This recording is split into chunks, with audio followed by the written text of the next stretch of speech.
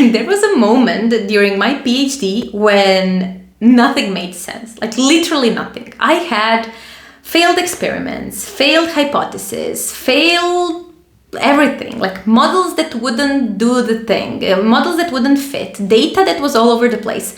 And this was not only frustrating, but it was very confusing for me, because when you are doing research, you at least need something to grab onto to make sure what is your next step. But when nothing works, you are quite unsure where do you go, because when you have some things that work and some things that don't work, it makes sense that you are pursuing the things that work and investigating in that direction. But what happens when nothing works, so you have no direction and no clue whatsoever of what to do next?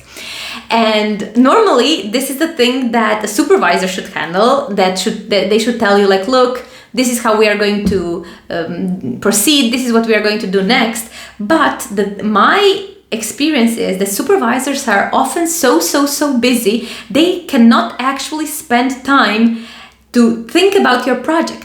So you have to do the thinking before you come and speak to them. And this is basically, I would say, the only thing that you have under control, because you cannot control other people, you cannot control how dedicated they are to their job of being a supervisor to you and so on, but you can control how you put together all of that information and how you present it to them, so that you can brainstorm together and that you can sort of get the best of them by giving them context, by giving them exact clarity about the things that worked, that didn't work, why they didn't work, what are your assumptions, and so on. So objectively speaking, research is brutal, especially the timeline of research, because first of all, let's be honest, nothing ever works. As expected, at least, not as expected. Things take 10 times more than what you thought they would take. Things are very messy very quickly. So you sort of answer one question, which opens five more questions, and then you answer one and five more, and so on. So it increases exponentially. And it's very easy to be in the situation of, okay, I don't even know what I'm doing anymore. And this is the purpose of this video. I wanted to make this video because it's very important that people know that this is very common. And it's actually, I would say, a normal part of research. What is not normal is not knowing what to do next, at least not attempting to know. From my experience and from the experience of many clients that I already helped with that specific issue, is that clarity comes from structure. Clarity on your next step comes from bringing structure to what is already there and allocating the mental space to actually think and reflect on the things that are already happening there.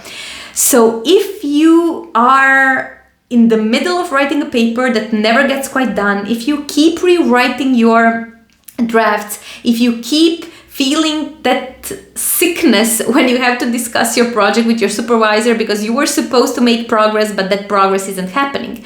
If you feel that you are never going to be done with the thesis, that everything is too much and you don't know what to do next, I want to tell you that this is exactly what I can help you with.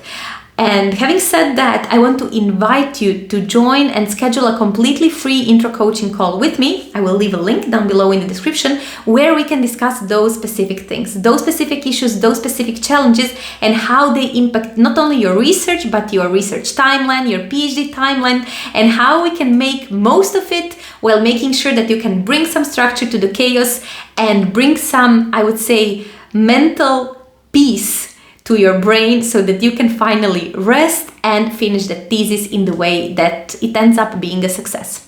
So thank you so much for watching this video. I hope you found it useful, and as always, see you in the next few days with another video. Bye bye.